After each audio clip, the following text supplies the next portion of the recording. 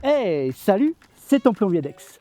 Aujourd'hui, on est à Albi pour la pose d'un receveur qui est en exclu chez CDO. C'est l'Aquabella Plume. Ça t'intéresse? Allez, je te montre.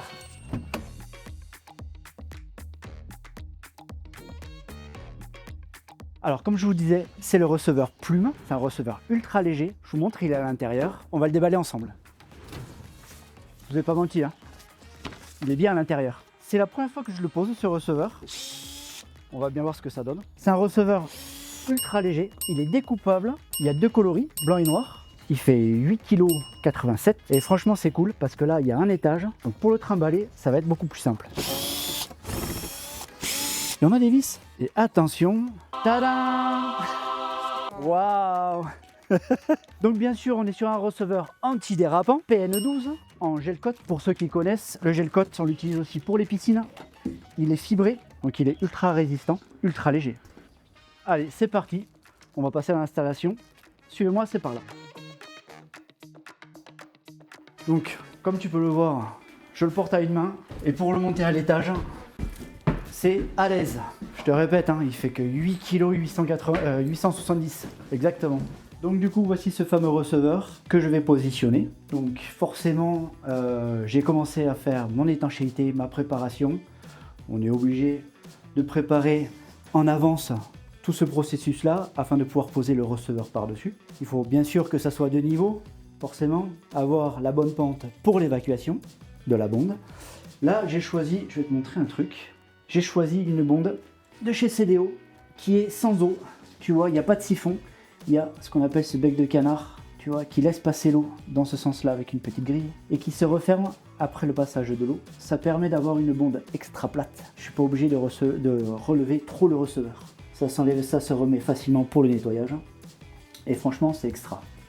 On pose le bac. On va faire un essai, comme on dit, à blanc. Tac. Donc là, le receveur, il est en place. On vérifie que la bonde soit bien centrée. Et une fois que tu es sûr de ton coup, tu peux passer un coup de niveau partout. On est top. Le mec, il a bien bossé quand même. Je vais coller ce receveur avec un mastic colle Novipro, un mastic colle avec des polymères. Donc je vais utiliser ça.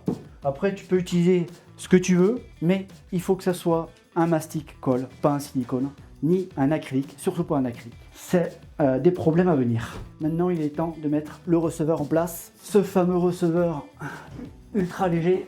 Donc là tu le mets sur tes plots, tu fais bouger un petit peu. Et on va mettre de suite la bonde en place. Donc comme tout à l'heure, on met bien le joint partout. On centre bien la bonde. On regarde bien que le joint il soit bien sur le dessus. Ensuite on met la partie supérieure. On centre bien. On met les vis.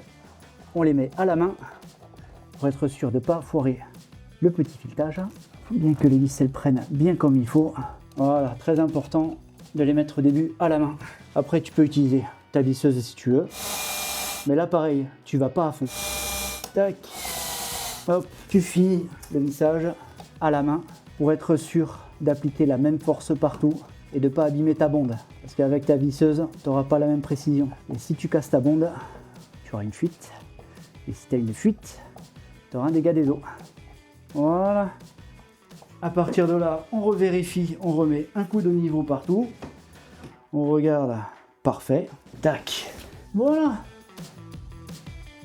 Donc maintenant qu'on a posé notre receveur correctement et qu'il est de niveau, on va y mettre un petit coup d'étanchéité avec cette fois du silicone sanitaire. Contient un fongicide, ça c'est important parce que comme ça veut dire que normalement il ne devrait pas noircir.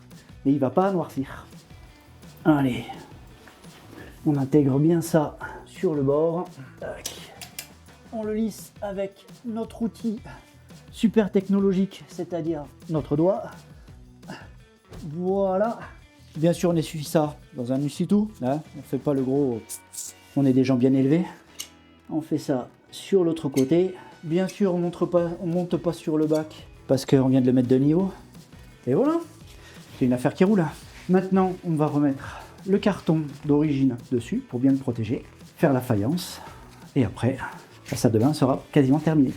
Bon, voilà, ce receveur il est posé, il est collé, il est étanchéisé.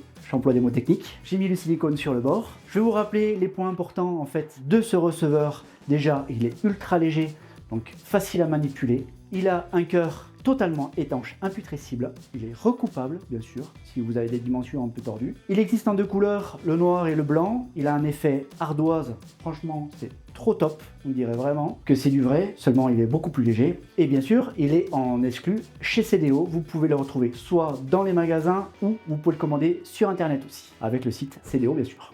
Donc une fois que tu as posé ton receveur, que tu as fait ton étanchéité, que tu es sûr d'être de niveau, on n'oublie pas de le protéger. Alors moi c'est pas compliqué, hein. Je prends le carton d'origine, hein.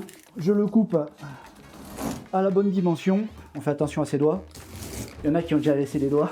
Je me laisse une petite marge, parce que